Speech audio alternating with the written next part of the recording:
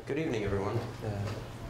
I'm Charles Landow from the Council on Foreign Relations, and it's great to be here tonight for what I'm sure will be a great discussion, principally about this terrific book, The Power of Dependence, NATO-UN Cooperation in Crisis Management, written by this gentleman just here to my right, Michael Harsch. We have a terrific panel, and I will introduce him very briefly in a minute, but I just want to say first that I think we've all read hundreds of academic books that talk about how they make a great contribution to the literature and how they're suited for policymakers and practitioners as well as academics, and I think this is a rare case where that actually proves true. With all the conflict that we see around the world, different types of crisis situations, I think one thing we can confidently say is that these two institutions under discussion, NATO and the United Nations, will continue to be called upon to manage instability and conflict and to try to give people affected by those phenomena a chance at a better life. And that means they'll continue to come into contact with each other with all of the opportunities, but also the frictions and difficulties that brings. So we have here a book that I think is one of the very few treatments on the market of these two organizations. And Michael will, of course, say more about what he has found in his research. I'll just note a couple of quick housekeeping matters. I'm sure we've all turned off our cell phones and all of that kind of thing. And I should also note that this session is on the record and is being recorded and will be put online, and so you get fired if you say anything of interest. Now I'll just, that goes for the Q&A as well. I'll just make a quick introduction of our panels, perhaps, and then Michael can come up and talk about the book. But first, of course, as you all know, Michael Harsch, the author of the book, and a faculty fellow at NYU Abu Dhabi. Next is Cyrus, Samii, assistant professor here in the Department of Politics at NYU, I believe. And please correct me if I'm wrong. You are correct. Very good. Dana Burde, also a professor in the School of Education here at NYU. If I'm right. And finally, on the end, Michael Gilligan, professor of politics here at NYU. So it's great to be here with all of you, and perhaps with that I can invite Michael Harsch to give us a brief tour of his terrific book. Thank you.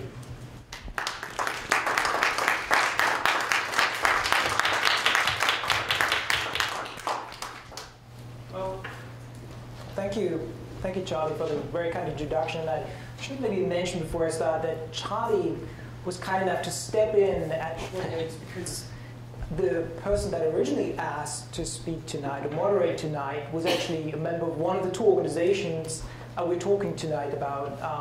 And I'm not going to say which organization, but it was one of the two, and actually that person wasn't allowed to come because the topic is so sensitive, apparently, within the organizations. So it already gives you a first insight into this very complex and complicated relationship. I also want to thank, obviously, the panelists. So thank you, really, Dana, Mike, and Cyrus, for agreeing to comment tonight on the book, and also for being a great, source of support for our little startup in Abu Dhabi. And thank you also colleagues and friends and even family for coming tonight, despite temperatures that are really slightly colder than what I'm used to now in Abu Dhabi. I am quite amazed to present this book today. Not only because I lived through the emotional roller coaster that probably anyone experienced who dares to write a book, initial euphoria, then growing despair, and in the end tremendous relief as I completed the book. Yet my amazement goes even deeper than that. A couple of years ago, I had a conversation with a very senior NATO general. Again, the name cannot be named, but I told him that I was conducting research on NATO and the UN, and he looked at me slightly irritated and said, "This is going to be a very short book." So, well, I'm happily surprised that I was able to prove him wrong by writing a whole book on the subject, and even more importantly, I hope that I have improved our very limited understanding of this complex relationship between NATO and the UN. The starting point for the book let me maybe start with an overview of what I'm going to talk about, hopefully not too long. I'll give a brief overview of my presentation. I will talk about the research puzzle that brought me to this topic. And I will talk about the argument that I'm putting forward in this book, the resource dependence approach. Then we'll talk briefly about the 3 case studies that I examine, Bosnia, Kosovo, and Afghanistan.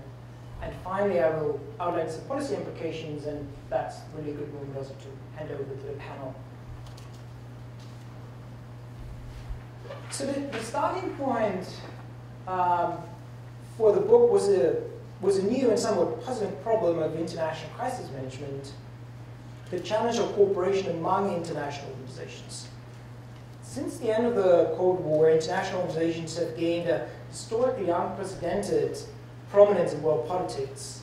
And this is particularly true in crisis management, where states routinely rely on the UN, on NATO, the World Bank, and the European Union to promote political stability and economic development. Of course, this response has often been frustratingly slow and inadequate, yet this has not slowed down a clear trend since the end of the Cold War. In 1992, only 10% of peace operations were deployed to a conflict zone where other international organizations operated simultaneously. By 2007, this figure had increased to more than 70%. So simultaneous peace operations have become the norm rather than the exception.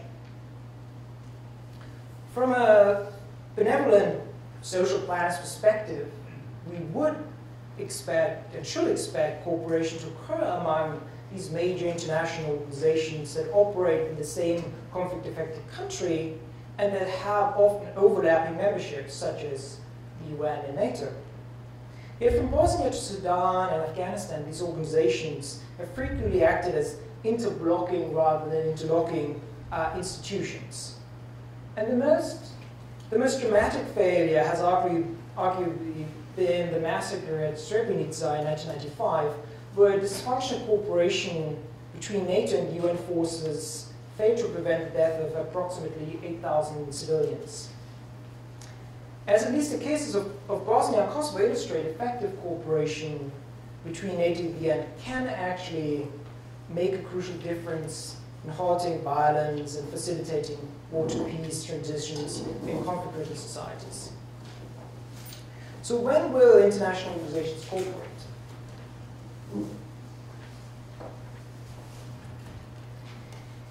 My own discipline, international relations, and I'm sure Mike also has to say 1 or 2 things about that, has surprisingly little to say on the subject, I felt.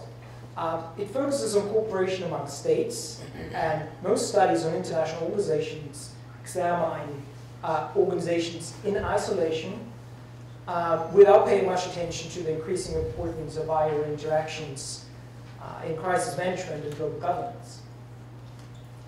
So what do political science do when they run out of ideas? Well, they turn to other disciplines, and that's what I did. In my case, I found that resource dependence theory within organizational science holds quite a number of valuable insights for scholars of international organizations. So my book puts forward a resource dependence approach, and if you put forward a new approach, you also put forward a new acronym, so RDA.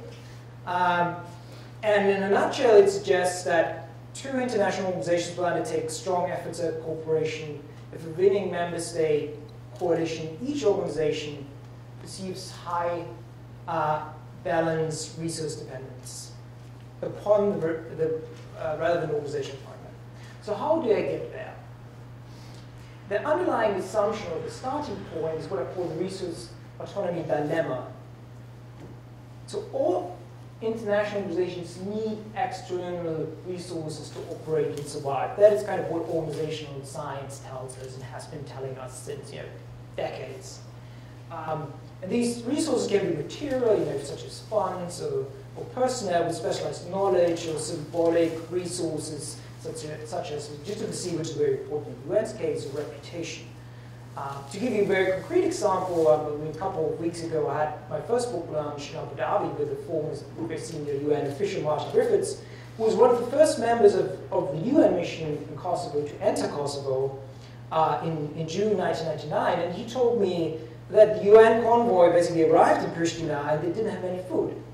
So there was NATO with 50,000 soldiers coming in and with all the logistics in place, and obviously also probably a good chef.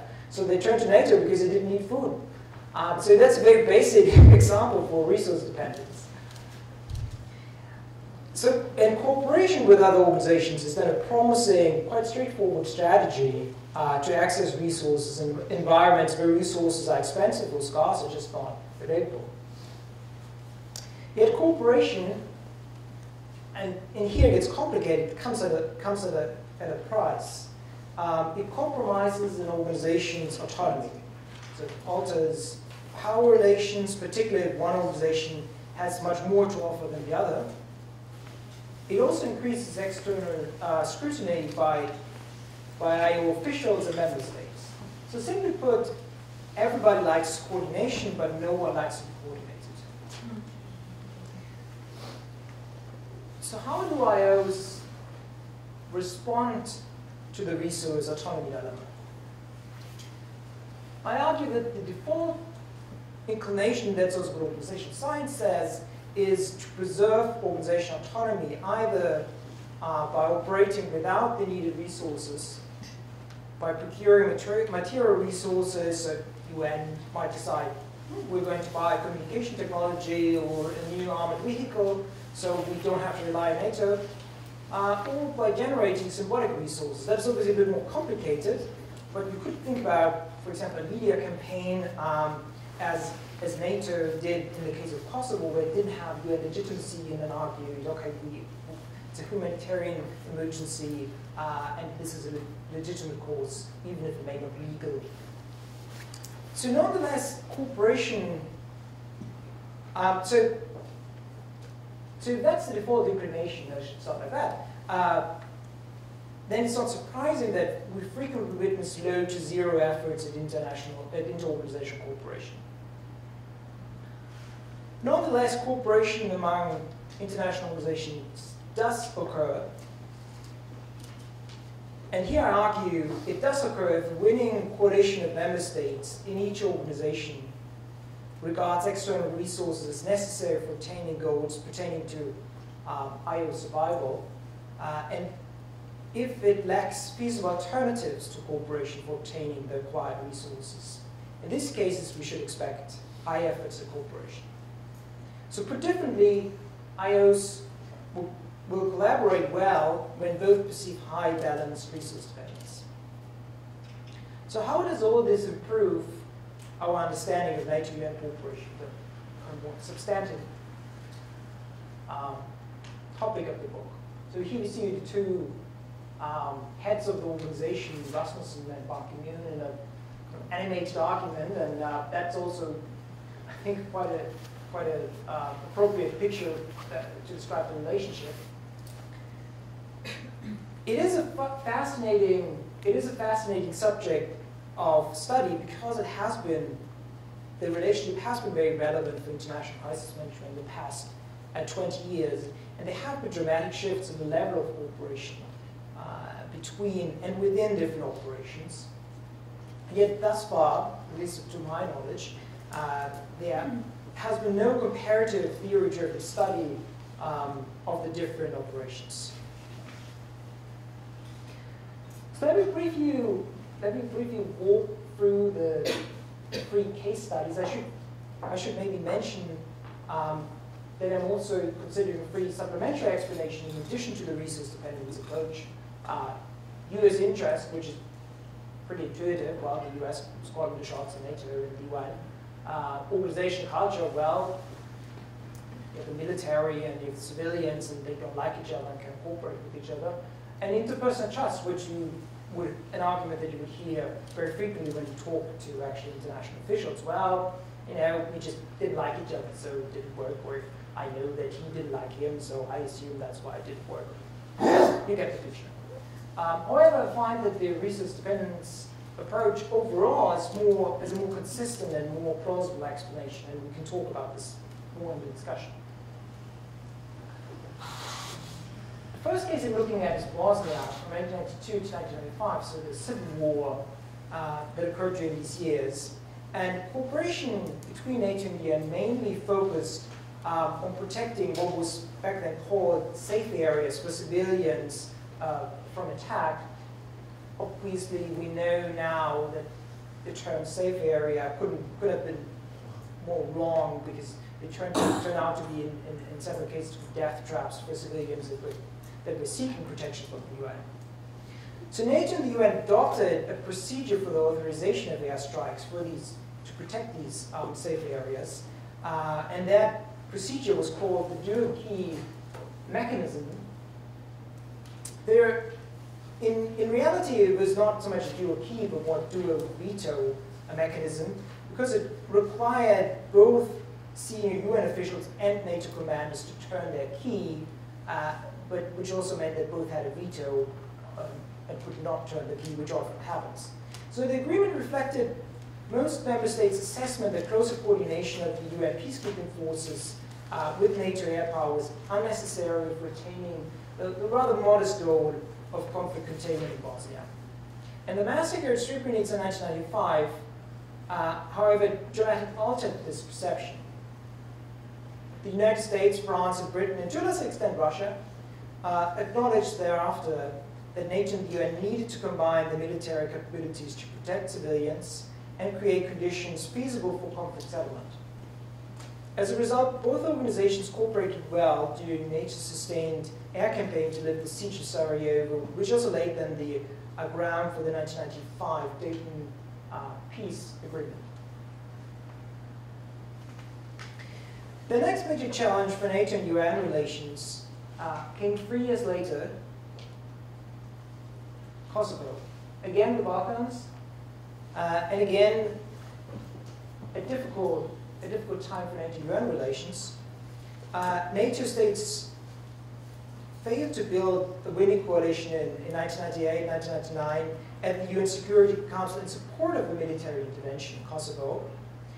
But the alliance eventually decided that UN legitimacy was substitutable, and NATO arguments did so by arguing that an intervention would serve the just goal of preventing a humanitarian catastrophe, as I already outlined. Yet NATO allies returned to the UN Security Council. I think this is quite remarkable. In June 1999, when they required actually UN's authority to reach a truce and create a viable post-war order in the territory. So we went basically from the biggest fallout in NATO-UN cooperation or relations ever to the most ambitious joint operation of NATO and the UN, so post-1999 in Kosovo. So the NATO and the UN missions initially did not make any significant effort to coordinate their police and military capabilities. The UN is responsible for the police, and NATO for the military forces in Kosovo. Both sides perceived that they could maintain public and organizational safety on their own, but the dramatic failure during the March 2004 riots in Kosovo triggered a change in resource dependence. So for those of you who don't know about it, in March 2004 there were ethnic riots between Kosovo Albanians and the Serb minority, and both missions really, even though the police was responsible for protecting them and the military was responsible for protecting the Serb minority in Kosovo, both utterly failed in their efforts, and many people died, and a lot of houses were destroyed, and many people were displaced. After this quite dramatic event, the UN mission prioritized strong military support to safeguard public order and ensure its own security, and the NATO forces in turn perceived an unprecedented dependence on the UN's policing capabilities and political expertise. So as a result, efforts at inter-organization cooperation significantly increased between the period following the 2004 riots, Kosovo's independence in 2008.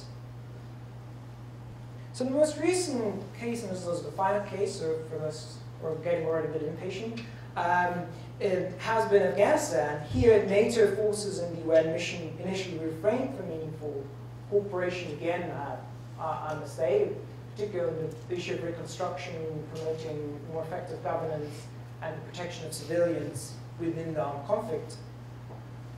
So the NATO forces, in this case called the International Security Assistance Force, ISAF, perceived that it did not require NATO UN expertise to maintain security in the country. The UN in turn was keen to avoid external control by the predominant military force. However, both sides agreed then on closer collaboration in 2008. At the time, and you might remember that, the Afghan or the Taliban insurgency gained a lot of momentum, and the mission faced again a situation where failure was seen to be very close.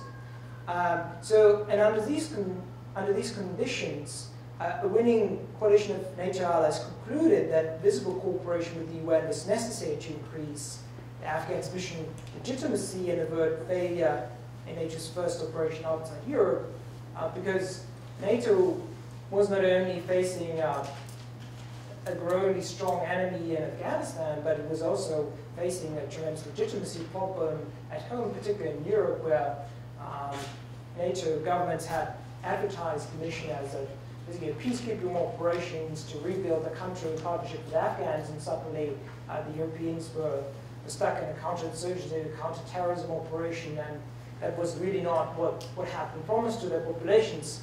So there was a bit of a legitimacy problem. The UN member states, in turn, simultaneously acknowledged that the UN mission required NATO's logistical and security support to ensure its viability in an increasingly unstable and dangerous environment. And as you might know, the UN is not very good at operating in very unsecure environments. However, cooperation was short-lived, and the US surge in Afghanistan provided ISAF suddenly with a massive influx of new military and civilian resources, and these significantly increased the resource imbalance between the NATO and the UN missions. And as of 2010, ISAF's growing independence from external resources in the fields of security, governance, and reconstruction, and the UN's rising concerns about organizational autonomy prevented any meaningful inter-organizational cooperation.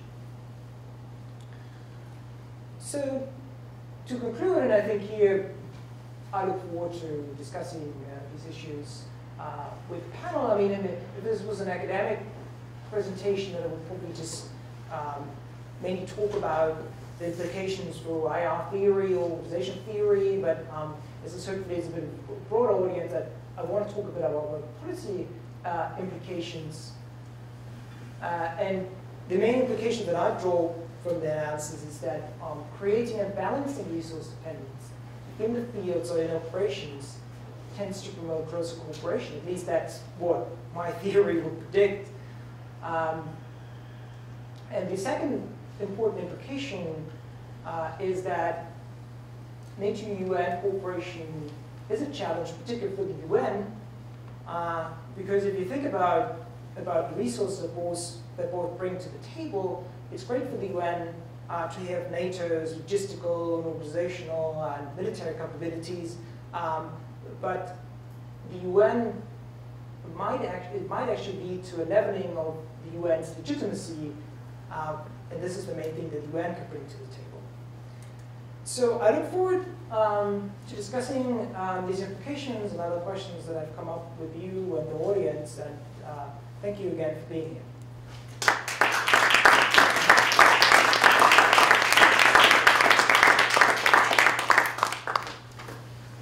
Thank you very much. Perhaps we could start by getting some reactions from the panel on the general themes of the book and any particular elements that the three of you want to pick up on. I don't know. going to start here at the end? Sure. So I emailed myself my comments. Don't worry, my cell phone is off.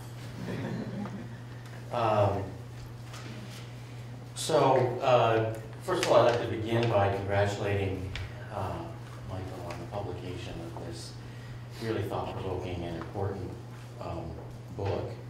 And I'd also like to thank him for inviting me to this event and sharing this book with me. This is obviously a very different sort of research from the kind that I normally do, and it's very different from the kind of books that I normally read. And so it was a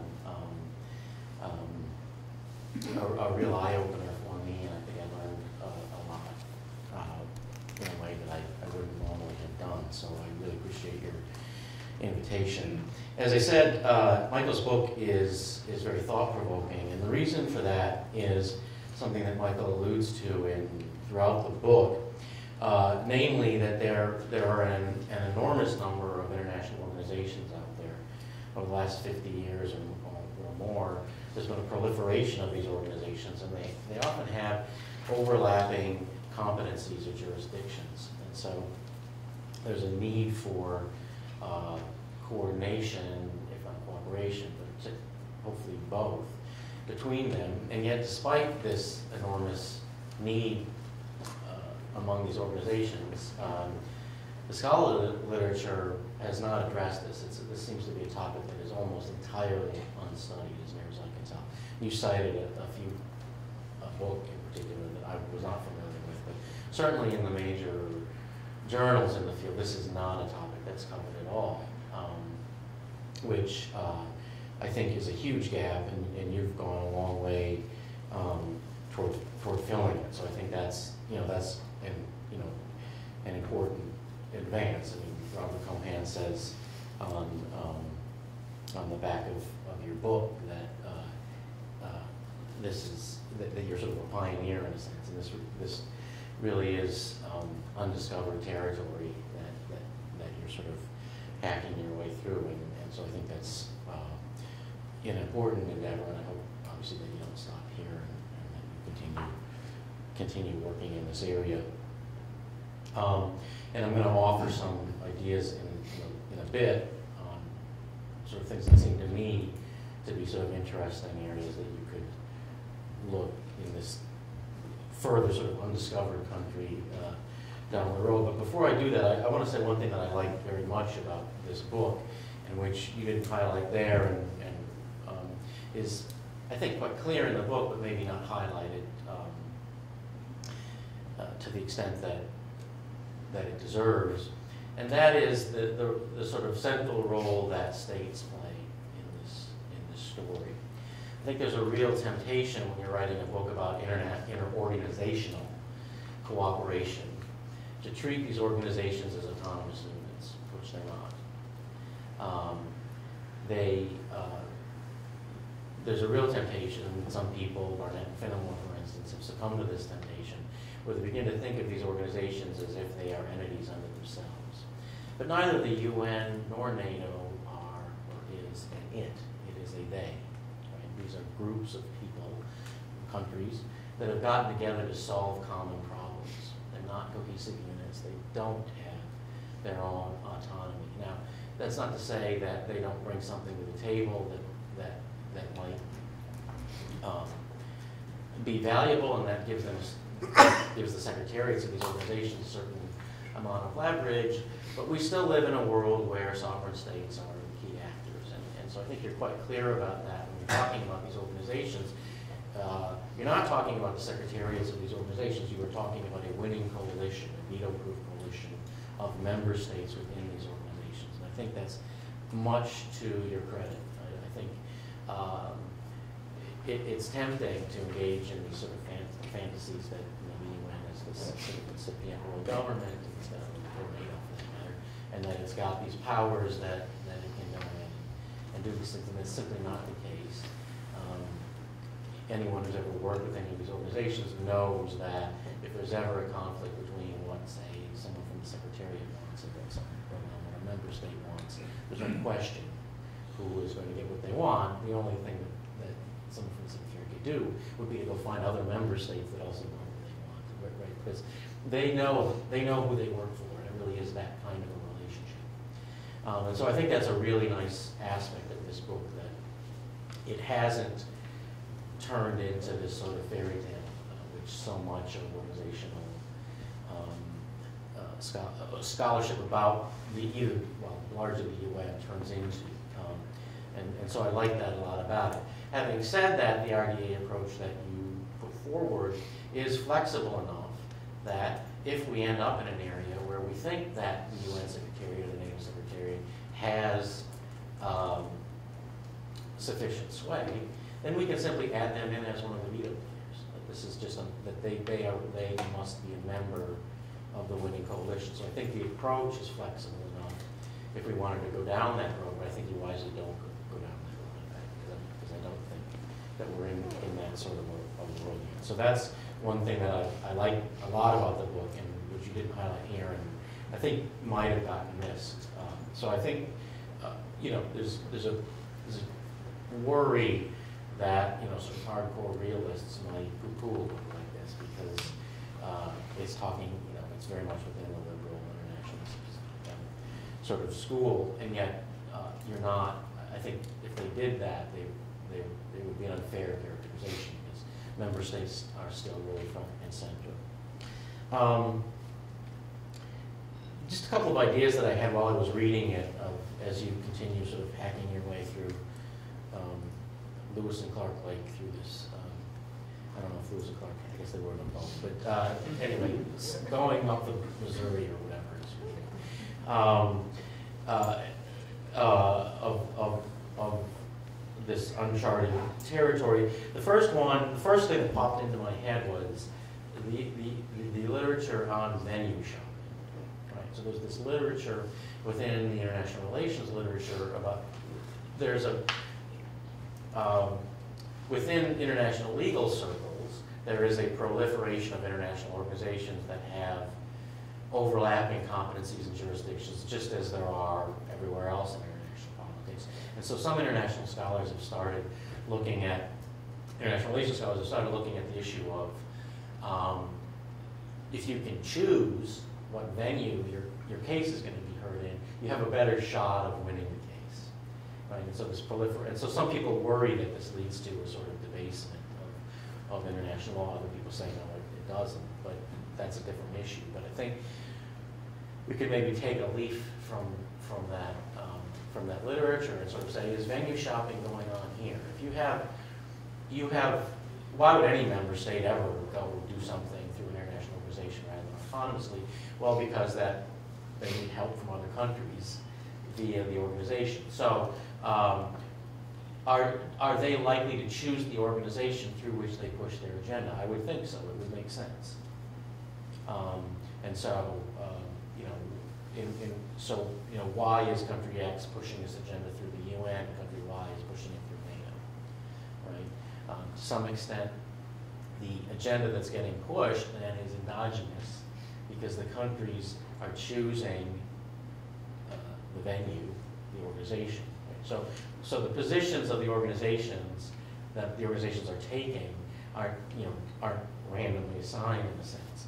They are chosen because the countries that have sway in those organizations, or think they have more sway in those organizations, are choosing to push their agendas through that organization rather than this organization. So I think there's a lot of interesting potential there of almost taking this analysis a step back, and why is it that the UN adopted this stance? Well, it's probably because some member states within the UN were powerful within the UN pushed that agenda. And why did NATO adopt this stance? Well, it's because there was a coalition there that adopted that. So I think sort of taking it a step back and sort of looking at how these organizations got the positions that they did would be really fruitful and interesting.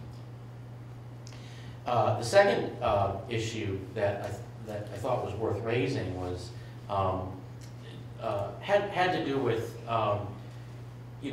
the case selection of NATO-UN. Now I know why you chose comparing NATO and the UN It's because you're interested in crisis management, and I don't know what else you would have chosen, right? I mean, those are about the only two organizations out there that handle these things. But the EU is a bit different. Well, very in a very rudimentary and sort of new way, right? I mean, they're neophytes at this. But that brings along with it certain sort of baggage, right? Because NATO is a singularity in international politics, right? NATO is never in the history of the world has there been a peacetime alliance that has achieved this level of coordination of command, joint command. It really is truly a singularity, since this doesn't exist otherwise. I mean, NATO was created back in 1949, as Lord Ismay tells us, for three reasons, right? They are to keep the Russians out, keep the Americans in, and, sorry, Michael, keep the Germans down. Now, if we look at those three raison d'etres, obviously Putin invading the Ukraine isn't a great thing, but we're not nearly as worried about that as we used to be. And if we're not worried about that, the Europeans really want the Americans around anymore. And keeping the Germans down, I'm sure there's some people in Greece who would think that that's a good idea, but they're mainly worried about German banks and not German tanks. So with all three of these things sort of falling apart, why do we still have a NATO? Well, we still have a NATO because people looked around. I can remember talking. I mean, I was around when the Cold War ended, and talking to people who were at NATO, and they all said the same thing. They said, look, we've spent nearly 50 years building a joint operational command. You know how rare that is? You know how valuable that is? It's never been done before. We're not just going to throw that out because the threat evaporated. We've got such a structure here that we can take on operations anywhere in the world with a degree of jointness that's never been done before. And so it's a very special organization in that regard. And it makes me wonder to what extent that is affecting your results. I thought a lot about it, and I actually think it hurts your results, in a sense, because you really are dealing with, you know, if you think in terms of from international organization to supranational organization, NATO is closer, it's not nearly there to the extent that, say, the EU is, to the supranational organization sides. And so that brings with it a cohesiveness that wouldn't otherwise be there, and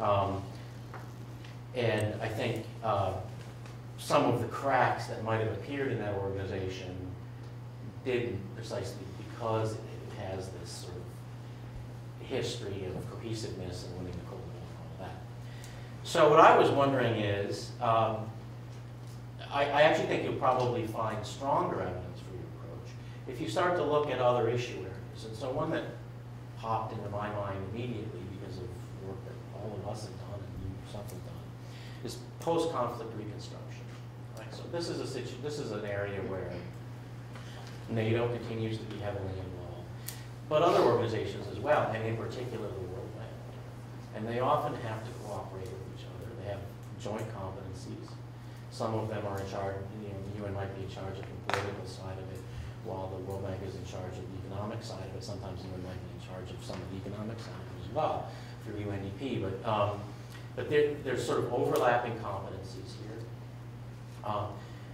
The World Bank is, without a doubt, controlled by the G7. But to say that the United States runs it to the extent that it runs NATO, and to say that the cohesiveness that exists in NATO exists in the World Bank, that would be false, I think. So what would be interesting is if you start to look at international organizations which really look more like garden variety international organizations, still have the overlapping competencies, still have these potential resource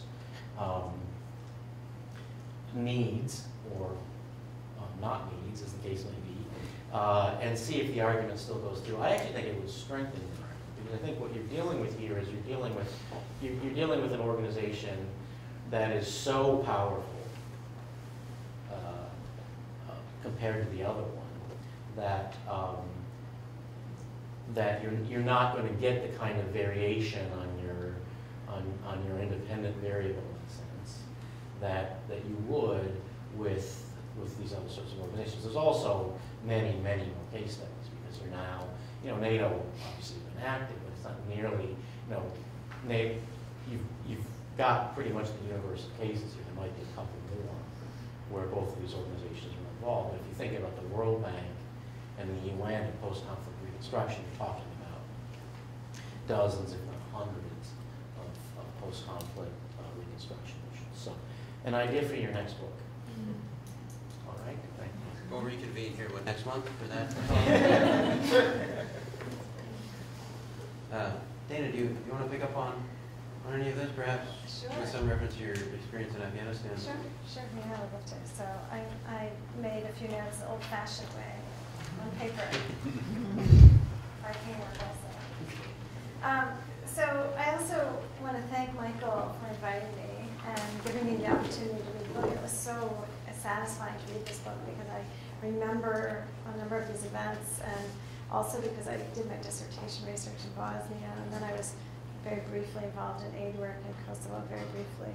And then, of course, my career has been in Afghanistan for the last 10 years or so. And so it felt to me like it was answering a lot of the questions that I hear people talk about in the field. Why is the UN doing that? Why is it NATO? How could they have made such a horrible mistake there, NATO or the UN? And I thought one of the first issues that I brought to mind was this perception among NGOs of cooperation between ISAF and UNAMA. I would love for NGO workers in post-conflict countries or active conflicts to read your book, to understand the similarities and differences between UN missions and NATO forces or other international force structures that are sometimes working in cooperation, sometimes obviously working across purposes with the UN structures. Most bystanders among the internationals who are also working in this arena don't understand the differences between these two types of missions, and in fact see them sometimes as one and the same. And so one of the aspects of the study that is so useful and important is to lay out very clearly the differences in structures between these two international institutions and the ways in which they work or don't work together or undermining each other. What I want to elaborate on from the perspective from the field is it's astonishing to see from the evidence that you present how deliberate the lack of cooperation was. I think this deliberation is lost on many viewers, many bystanders.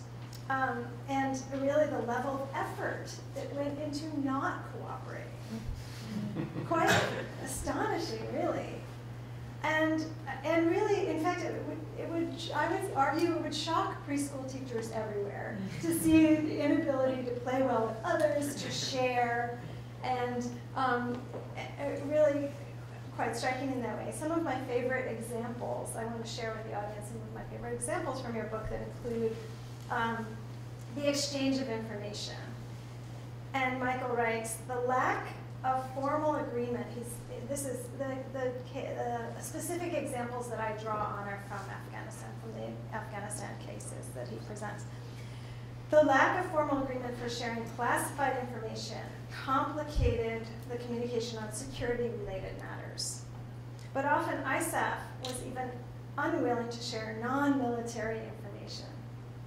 For example, one provincial reconstruction team, one PRT, in Afghanistan rejected a UN request to share its flood contingency plan because it was classified.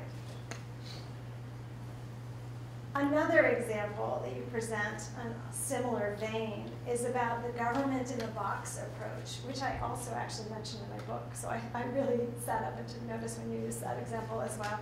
This was this idea that ISAF hit upon to present, to clear an area of insurgents, then hold the area, and then build the area was critically, was integrally connected to also ISAF's idea of government in a box. Government in a box meant that once you were holding the area and starting to build the area, you would bring in government of a piece to run and provide administrative services to the population living there. Health services, education, security, justice, etc. So when ISAF launched their very strong and very significant offensive, in which they put an enormous amount of resources, in 2010 and 2011 in Marja and Helmand, they intended to clear the area of Taliban and install an Afghan government representatives. The government in the box idea, as I said, was meant to deliver public services. The UN and NGOs, however, ISAF had forgotten to take into account their concerns about legitimacy and reputation, which I think you highlight and discuss very well, very clearly in the book. And they were very concerned about their legitimacy and reputations as humanitarian organizations. And as a result, they refused to work under military leadership. They wouldn't sign on to ISAF's proposals to build under military leadership in this region. So ISAF said, we will go it alone. And as Michael points out, we know how that ended. ISAF's unilateral actions reflected the military's perception that UN legitimacy and expertise, while useful, were ultimately substitutable, an important point that he makes about essentials or substitutable resources, non-substitutable, excuse me. This assessment turned out to be flawed. The military's focus on large, uninformed projects that had not been designed in consultation with local Afghan communities failed to promote development and more effective governance in conflict zones, jeopardizing ISAF's overall mission to stabilize the country. That point I want to underscore because it's important to taxpayers across the US when they think about the money that the US government is committing to stabilization and the ways in which these stabilization plans have gone awry. You didn't know, my favorite anecdote about that story is that the governor that ISAF had tapped to run Marja after this clear hold build project was underway turned out to be a criminal who was actually an Afghan refugee living in Germany, I believe. But they didn't realize that he had a criminal record and had been in jail for a number of years for killing somebody before they tapped him to be governor of this province. So a couple more points that I'll mention, and then I'll turn it over to Cyrus, I think, is going to say a few words. Like Mike, I'd also be interested in seeing how this translates, how your analysis of the NATO-UN relationship translates. Is it possible that member states lose, well, I think likely member states lose sway when you move farther away from organizations like the UN mission, like UNAMA? So perhaps member states lose influence in UNHCR, for example, or UNICEF, which are in deference, a little bit of deference to Barnett and Finnemore. They focus on these organizations that are somewhat distant from these from the center of power in these multi-state institutions. So I would wonder if the same arguments hold under these with these different types of agencies.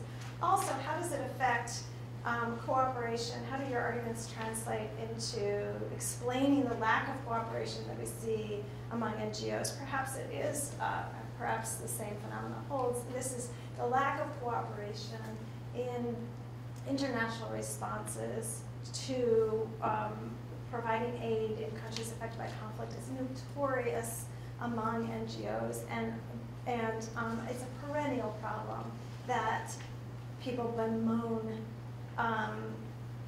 incessantly without necessarily providing greater insights and interesting insights into why we see that such a perennial, so many perennial mistakes made in this area. So what the final point I would like to underscore is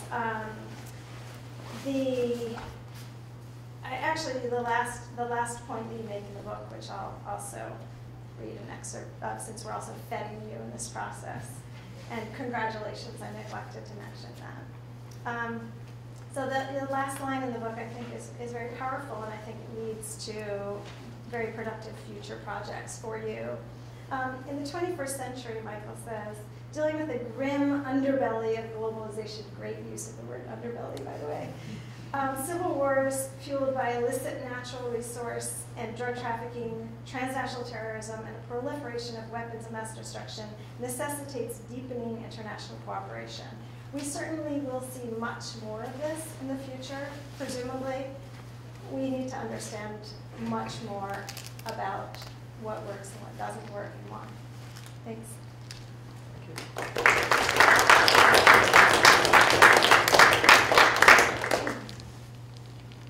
Cyrus? Sure, yeah. So I'll be brief with some comments. I mean, it was great reading it. I congratulate you on a job very well done.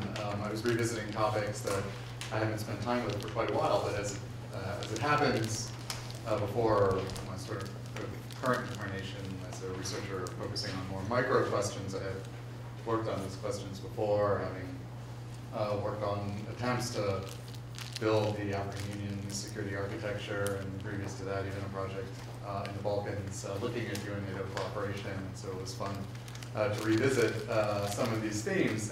But what it reminded me of first, and this is the first question that I had, was the difficulty of studying international crisis management, and in particular, how one can possibly do that when international institutions are so regularly circumvented in these crisis management processes. And so I can give an example. Previous to my academic career, I worked at an organization called the International Peace Institute, at the time International Peace Academy, and there was a phase when I was working very up close with the person who's the current president there, who was involved in negotiations around some sensitive processes in the Middle East at the time. And I recall that issues would arise. There would be the need to get Washington's opinion on a matter, and the request wasn't to call the Secretary of State's office, but rather to call the chairman of the Foreign Relations Committee or the minority whip to get their opinion, because as it so happened, given this particular issue and the constellation of interest in Washington at the time, what the Secretary of State had to say really didn't mean anything. It's what the minority whip in the Senate had to say that really mattered in this case. And how, in God's name, would somebody who's not deeply involved in the process know that at that particular moment, that's the opinion that mattered, and that's the opinion that was being solicited? Or when a crisis in Beirut would erupt, it wasn't get Beirut on the line, but get Tehran on the line. And so it was just sort of mind-boggling to watch, how regularly what would seem to be the points that, on the basis of a formal analysis of the institutions, you'd think would be the ones that you'd be targeting, and that would be the important players, were circumvented, and that the sort of locus of power was always hidden in these spaces that somebody removed from the process would have no way of knowing and understanding. And it really, to me, suggested that the analysis of high politics surrounding crises is really complicated. And so, I commend you in the depth, in pursuing this. But I imagine it always must feel that ultimately the subject that you're trying to describe is a little bit elusive in these terms. So I just wonder how you manage that. The second question I have is in analyzing crisis situations like this and analyzing what's required for effective coordination, should we be judging these cases as positive or negative on the basis of the outcomes or on the basis of the quality of the process, right? So Srebrenica was, by all accounts, a catastrophe, a humanitarian catastrophe. But at the same time, there was a level of sort of interinstitutional, coordination, I would say. I mean, the dual key mechanism was a bad idea in practice, but it was articulated very thoroughly, and not as ad hoc maybe as some other processes might be, right? And so, arguably, judging, the quality of the process and the extent to which, procedures were institutionalized and routinized, and the amount of paper that went back and forth in trying to define the nature of the cooperation. I mean, there's something to be said there for the level of coordination. And at the end of the day, strategically, tactically, it was a failure. But I mean, how do we really judge these cases? It's not so easy to me. Then the third question I had was whether the argument operates at different levels of analysis. So I did my dissertation research in Burundi, actually, and that was a case where during the post-conflict reconstruction phase, and it was a situation where it was very interesting. You had the UN operating at the time, a full-fledged, multidimensional peacekeeping operation, and then you also had the World Bank operating as well. And what was interesting here, so if one was to look at the coordination outcome and the sort of forum shopping dynamics that were going on, it wouldn't be so much about the UN versus the World Bank, so much as the question of with whom was the government going to seek to partner in pushing the peace process and the reconstruction process forward. And in that case, it was decidedly with the World Bank, to the extent that in fact the SRSG was invited to leave the country, and effectively the peacekeeping operation was kicked out after a number of years. And it's interesting to think about what the nature of the sort of dependency or needs relationships were that led the government to pick the World Bank as opposed to the UN as its partner in pursuing its goals. That, in that particular case, I think the argument, the resource dependence argument, works in a particular way insofar as the government certainly saw the technical capacities and the financial resources that the bank had to offer, but had zero interest whatsoever in whatever legitimacy capital the United Nations might be willing to provide, because in that case it was seen as something that was in competition with the government's own sort of basis of legitimacy, to the point that I think it was that sort of those competing bases of legitimacy that led the government to effectively kick the United Nations out of the country, but to continue to work quite productively with the World Bank. And so I think looking at these cases at a lower level of analysis might be an interesting avenue for you to pursue further research on the topic. Thank you. I don't know, Michael, if you want to respond to any of the many points and questions posed to you a bit, or maybe for a few minutes, and then we could perhaps leave a few minutes to open it to the audience for any comments and questions. Yeah, maybe just a few comments. I'm not sure I can address everything that has been said, but I noted everything down. I wrote everything down, and I will use it in the future to write more books, hopefully. But this probably will take a couple of years, and then hopefully we'll meet again here. I think the point that Mike raised about the role of states, and that's a very important point, because when I started the project, I was reading basically about those of you who are not political scientists would know it, but the book is mainly an argument that was made like 10 years ago, saying, we've always thought what international organizations are consist of states, and then there are some great powers and they're calling the shots, and it doesn't really matter that there's an organization behind it that's really not affecting the outcomes of what the organization does. So they said it's actually international organizations are these like independent, autonomous actors.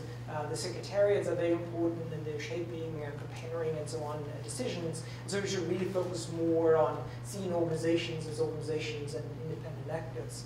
And I mean, I started very much with that approach because it seems intuitively to think about inter-organization cooperation. If you see them as unitary actors that interact with each other, the more I've worked actually on the issue, the more I moved away from that approach and brought in, the winning member state coalition, and because I actually learned, how important states still are, even though we sometimes like to forget it because we want to, it's a more, as Mike said, a more romantic view of organizations than just kind of playground for power politics. I mean, one interesting anecdote that I want to highlight, and I think that I mentioned in the book, is there was one incident that was when I basically started thinking about the topic, that NATO and the UN in 2008 signed a joint declaration between the secretariats. So there we have actually a cooperation between the two secretariats. And that was one of the first things I learned about the organizations, and it took them 3 years to conclude this very modest, I think, one-page declaration. So at the time I looked at it, wow, this seems amazing, and Russia was really opposed to it and called it illegal afterwards. So there was a superpower over a strong UN power that could have, in theory, vetoed, or should have been able to veto proposing this declaration, and still it came about. But then I talked actually to a UN official about the issue, and again, I have to be careful because I'm not allowed to quote his name, but he was actually present at a conversation between Ban Ki-moon and British Prime Minister Gordon Brown at the NATO summit, which took place in 2008, in spring 2008. And Gordon Brown asked Ban Ki-moon, so what about the NATO-UN joint declaration? When is it going to be signed? So Ban Ki-moon has prepared notes with these situations, and he looks down, when he reads, we are still considering it, and it's an ongoing debate, and blah, blah, blah. So, has his formulated way answered, and then Gordon Brown asks again, when is that declaration going to be signed? So Ban Ki-moon, again, kind of confused, and reads again the bullet point that his staff has prepared for him. When Gordon Brown asked the third time and the fourth time, which by diplomatic standards is pretty unheard of, this is that's a pretty bold move. And Ban Ki-moon just repeats and repeats. But it gives you a sense how strong the pressure from certain nations, particularly the UK and the US, was on Ban Ki-moon to sign the declaration. And the story goes that he basically signed it together with the NATO Secretary Jaap Scheffer in a dark basement somewhere in the UN, when Russia didn't know about it, and so they went on and did it. So here I think it's an interesting case where you see that an official can make the difference between strong institutional cooperation or not, but still member states are very important in driving the official to that decision. And certainly Ban Ki-moon thought about, okay, what are the Western states, what are NATO states contributing to peacekeeping operations, what kind of resources financially, and so on. And they're contributing, what is Russia contributing? Well, not so much. So for my organization, it might actually be better not to offend the Western states, and I also want to get re-elected at some point. So again, that might be more important as a constituency. So I think it's interesting to keep both perspectives in mind, but never, I would say never to forget about the member states in this analysis. Maybe a short answer also to Dana's point, and I think that the point about information sharing is really tremendously important, because one anecdote that you don't mention is that I talked to a NATO general about it, and he said, like, well, the problem is NATO and the UN and Afghanistan, they can't even talk about the weather, because NATO routinely classifies weather forecasts as it classifies everything that NATO produces. So technically, we're not allowed to share the weather forecast with the UN. So I mean, that's how far it goes. Obviously, then when I mentioned it to other NATO officials, they would say, well, that's ridiculous. Of course, we can share this information if we really want it. And that's kind of the point. If they really want to do it, they can kind of remove the classification and just tell it verbally. So there are ways to work around these very strict classification rules, but it takes an effort, and the organization must be willing to do it. And here my argument would kick in, and I would say, okay, if they see, if they perceive a resource dependence, then they will make an effort to do it, and they will be able to overcome different organizational cultures, for example. So another quote that I have in the book, or anecdote that I have in the book about a PRT commander who says, yeah, there were all these problems with communicating with the UN. They didn't understand what we were doing, and we spoke different languages and had no clue about military structures and so on. And but in the end, when it came down to it, we were really very interested in cooperation. We just speak plain English, and that usually worked actually. So again, I think it was possible, but there are all these hurdles that have to be come, and some are really purposely put in place to make it difficult to cooperate. You had another anecdote, right? Only that I wasn't sure that if that was a joke in the book, or if it was for real, but apparently it was for real. It doesn't matter. If they were sharing the flood contingency plans, why should they share the prospect that there was going to be a flood? Well, first I thought it was a joke, and I actually made this joke then at one of the few NATO-UN conferences that existed, where the NATO Defense College organized a couple of years ago a research conference on the topic, and I quoted an anecdote, and then at first there was laughter, and then I saw these NATO officials like, yeah, it's kind of true, so what actually I thought was a joke was actually, I think, quite real.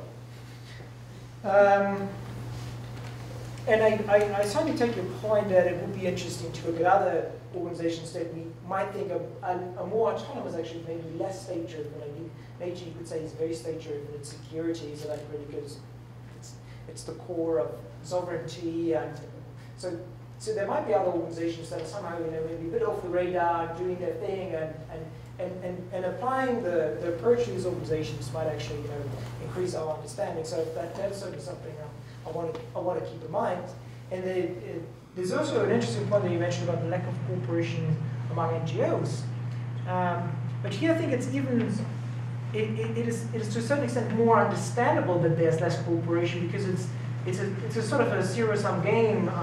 They're competing for the same donors. They want to raise as much money as they want, and they want attention, and they have different principles. Why the irony of these international organizations is they have, all NATO member states are members of the UN. They're deployed to the same conflict zone, and Germany is giving money to the UN mission and to the NATO mission, and still they're not using that money very well. It comes back to your point about how US taxpayers' money is used. The US military is sometimes not using it very wisely, but also the fact that these organizations are not really making the most out of this is quite astonishing to me. And then Cyrus, yeah, three very important questions. I don't think I have answers to all of them. Studying this crisis management operation has been quite honestly a quite bold endeavor, and at some points I thought, oh my God, this is so complex with two organizations, and one of the organizations has 193 member states. The other has, I think, 28 at the moment. Plus the different levels of, there's the headquarter level, there's the country headquarter level, then the regional offices, and so the complexity can be quite overwhelming, and I think I had to make some bold simplifications, but I still hope that the analysis is valuable by kind of cutting through complexity and just focusing on elements that I found quite interesting. And cooperation also often comes down to certain what organizational scientists would call boundary role occupants, so to individuals that are really in charge of cooperating. Often these are the mission leaders, so the military commander and the UN special envoy that are cooperating quite frequently. And then when you talk to just average soldiers, you would basically hear, I had zero interaction with organizations, I have no idea what went on. But I think the two top people met from time to time. So cooperation is very narrow, a couple of people, maybe the chiefs of staff are meeting something, then maybe at the regional level you have some people interacting. So in the end it comes down to very few actually individuals, which makes it in a sense more manageable, but then you have to obviously ask yourself what motivates these individuals, how does the policy come about, and then it gets again more complicated than the idea of winning member state coalition. Sounds good, but it can be messy in reality. But I still hope that I could contribute a valuable perspective or shed a bit of light on this very complex decision-making process by really cutting it down to what these international officials shared with each other or did not share with each other. The second question that you raised about the quality of the process or the outcome, again, an interesting question. I would argue that in the case of the Turkey procedure agreement, you say it's quite impressive that they set up this agreement and that it itself could be an achievement, but I personally feel that the member states knew pretty well what this agreement would do and what it would not do, which is provide an effective basis for joint collective action. And so I wouldn't be so impressed by the fact that they were able to put up a bureaucratic coordination mechanism. It is interesting if you think about U.S. interests, which is among international relations scholars, their popular explanation for what organizations do. Well, look at the most powerful state in the organization. Probably it's because that state has a certain interest. And if you look at the Turkey agreement, you could say that it is quite interesting that the US was ready to agree to this pretty significant constraint on its freedom of action, so that the NATO forces, which were mostly US forces, were not able to use air power as they would have liked to use it, because there was this agreement with this very unpopular by US standards organization in place that prevented them, and UN civilian officials were able to veto US military power. That's quite astonishing to me. So I think a great example for that, just looking at US interests and just looking at states is not enough, but also taking into account the very complex inter-organizational dynamics for explaining the relationship. Okay, I think I'm going to stop here. Before I get carried away talking for several hours about my book. I don't know, shall we open it to the audience? Happy to open. I think we have 10 minutes or so left. If anyone has questions for the panel.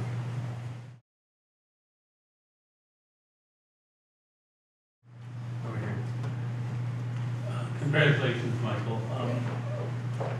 This is a more general audience, and you talk more about policy implications. Is there any implications of the theoretical work you base this on for the practical policy things? I mean, do they generate ideas? The degree to which we're able to confirm or disconfirm certain competing theoretical perspectives on this, what do they generate in terms of practical? Well, that's an interesting question. I mean, to go through the different explanations set up before, the different competing arguments. For example, if we would say it is just about organizational culture that determines cooperation, then we would have to give up basically on NATO and the UN, because the organizational cultures are evidently quite different. How the military works is very different from how the UN as a civilian organization works, and different histories, different mandate, and so on. So we would have to give up basically on that. But as I show in the case studies, there are moments where both are able to cooperate more effectively. So that seems to indicate that both organizations can overcome the emergent organizational culture. Another point is that on U.S. interest. If you assume that it's just U.S. interest, then we should basically just focus on U.S. basically on Washington, just trying to influence maybe decision making there, because that would determine really what happens on the ground. But I think it's a bit more complex, and so being here in New York is maybe not the worst place to be. the examples maybe in Brussels, because the interactions are quite complex, and there are many interesting cases where the Europeans within NATO or certain states within the UN were actually able to influence policy, and also in a way that the US did not really like. For another, I mean, we talked about the Turkey agreement, but another example is Kosovo. The US vision for the mission in Kosovo was not a UN-run mission to UNMIC, but it was actually a mission led by an international special envoy that would ultimately basically report to NATO countries and then to the US. But they had to agree on this UN mandate and mission, and Richard Holbrooke at the time called this like a tremendous mistake, because they wanted the legitimacy that the UN could confer. So again, if you think about policy implication, that means we need a broad-based coalition to change organizational behavior, not just focusing on one country or maybe two countries. And then, I mean, I give these very like general policy implications of creating a balance in resource dependence in the field. That sounds easy, but obviously in practice that's very complex. I think what I'm trying to say is the organizations should have enough resources to fulfill their mandate. And in the case of NATO, that has often been the case, but in the case of the UN, it has often lacked sufficient personnel, the presence in the fields, logistic capabilities, I mean, communication assets, and so on. So it has suffered from very basic shortcomings, which have also made it difficult for the UN to cooperate with NATO, because NATO often has not taken the UN seriously, even though it has a great amount of expertise, people who have spent a lot of time in the field often, and could bring, I think, a lot to the table, but NATO hasn't said, well, it's so complicated, and there are just a few people that are just giving us advice, they cannot contribute anything. Then we would rather, hire more civilian advisors for our PhDs rather than, interacting with the UN. So given the organizations the sufficient resources to fulfill their mandate, and then also thinking about tasks that they can do jointly, I mean, with a clear division of labor between the two, but working towards a joint objective, that might also help. I think Kosovo had worked quite well after 2004, both providing security to Kosovo. And in Afghanistan, there was honestly, there was in the beginning no real joint objective. The UN did the political process, the Bonn process, and NATO was focused on military security, and both sides were like, why do we need the other person? Where's the connection between the two? And that created all these frictions and complications. I mean, if anybody else has suggestions, please. So let's take this question. I'd like to know, how does this culture of organizational culture create, or how does it sustain? How does it work, the culture of different organizational culture and culture? Well, that's a very difficult question.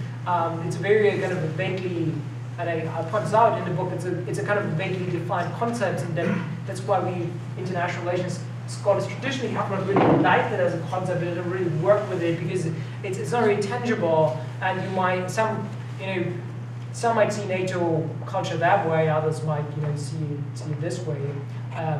So I mostly refrain from it. I just point out that there's I basically reduce it as a kind of alternative argument to certain norms that seem to be dominant within the organization.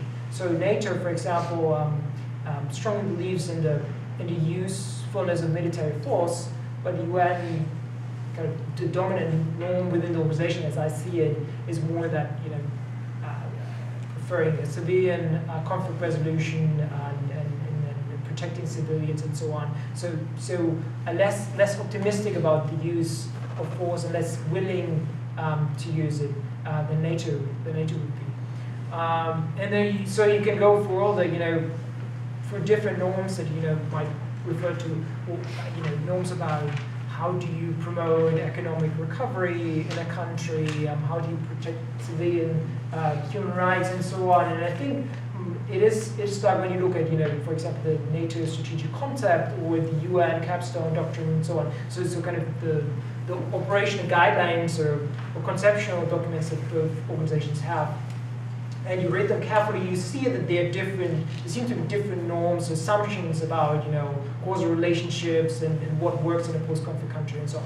And if you see that as organizational culture, then I think it's a useful concept, but it doesn't work always, as I show in the book. But it's certainly an interesting starting point. Maybe we'll make this the last question. I don't understand the relationship between the UN mandating actually NATO missions or any sort of military missions to go actually out and do these military interventions. So it would be the UN as the civilian, structurally, like the civilian entity would actually allow this, permit this mission to go ahead. How does that work? Like if it's, maybe my question is not clear enough. So if the UN is mandating the NATO to go ahead and do this mission, then why the NATO is not obeying the UN? So I don't know if I was able to. The UN obeys. So it's the UN who obeys the NATO? Like how does it work? It doesn't. Mike, you want to comment on that? Again, this is the point that I was alluding to, right? So your question alludes to a misconception about what these organizations are. NATO doesn't obey anybody except its member states, and the UN doesn't obey anybody except its member states. They certainly wouldn't obey each other, right? So sovereign states are at the top of the food chain in international politics. These organizations are created to do their bidding. You see, these organizations are created to serve the member states, to serve the interests of the collective interests of the member states. So you can't think about the UN obeying NATO or NATO obeying. It doesn't make any sense with them. These are different organizations that are created to further their member states' interests. So they aren't entities unto themselves. That's why I like Michael's book, because he was really talking about coalitions of member states within these organizations, right? The focus is on what the member states in those organizations, a veto-proof coalition within those organizations did. So it's not appropriate to talk about NATO obeying or UN obeying. These aren't entities unto themselves. They are tools. So your anecdote about Ban Ki-moon is precious, right? Here's this guy in the Secretariat who's like taking heat and taking heat. He's got his instructions, right? But Gordon Brown has basically got him up against the wall, right? And he's doing his best to not screw up. But there's no question who's in charge in that conversation. See? So that's not the right way to think about it. What happens is member states sometimes use the UN to do things, and sometimes they use NATO to do things, and sometimes they use both. But it's always the member states who are calling the shots. So it's not. I mean, that's the way to think about it. I mean, an interesting point to add is that the ISAF mission has, I mean, in contrast to Kosovo, which, you had one resolution in 1244, and this has been the basis for both NATO and the UN to be in Kosovo, to operate in Kosovo. In contrast, in Afghanistan, every year the ISAF mandate has been renewed by the Security Council, and NATO has been authorized again and again and again by the UN Security Council. So now, interesting, if you think about who sits on the Security Council and who has a veto on the Security Council, in these days we talk a lot about Russia and the problem it creates in international relations and so on. So Russia has actually agreed, voted with yes, basically, 14 times or something now, again and again authorizing NATO's presence in Afghanistan, a country that is, where the Russians have their own history and which is very close to Russia. So it's quite interesting that Russia can be quite pragmatic about cooperating with NATO if it wants to.